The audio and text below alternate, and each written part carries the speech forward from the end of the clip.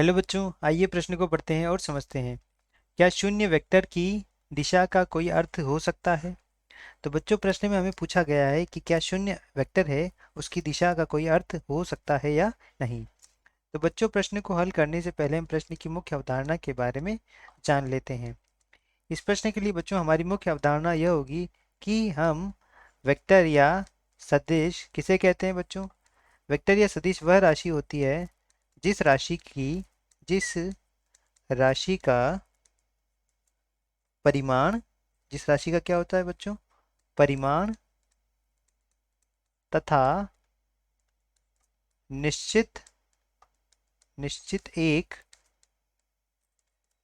दिशा होती है।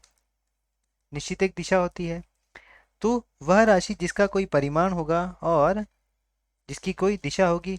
परिमाण यानी उसकी क्या होगी बच्चों, कुछ लंबाई होगी, और लंबाई और दिशा वाली वस्तु के रूप में हम परिभाषित करते हैं।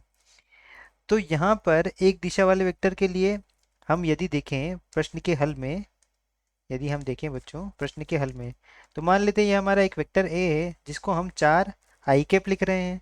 तो यहाँ से इसका मान क्या है बच्चों, इसका मतलब क्या है बच्चों, यह एक्स दिशा में कितनी इकाई, कितनी लंबाई पे बच्चों, 4 इकाई इसकी लंबाई है।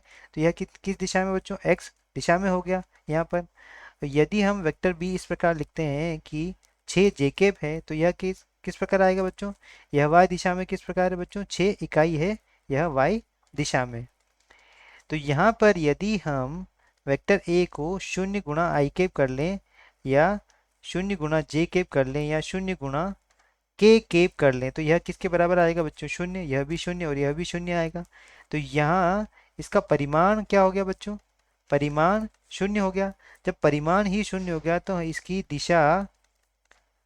दिशा का पता लगाना संभव नहीं है, पता लगाना संभव नहीं है, संभव नहीं है।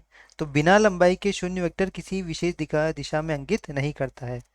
तो बिना लंबाई शून्य वेक्टर, शून्य वेक्टर क्या होता है बच्चों, अर्थहीन हो जाएगा, अर्थहीन हो जाएगा। ये हमारे प्रश्न का उत्तर है। आशा करता हूँ आपको समझ आया होगा। धन्यवाद।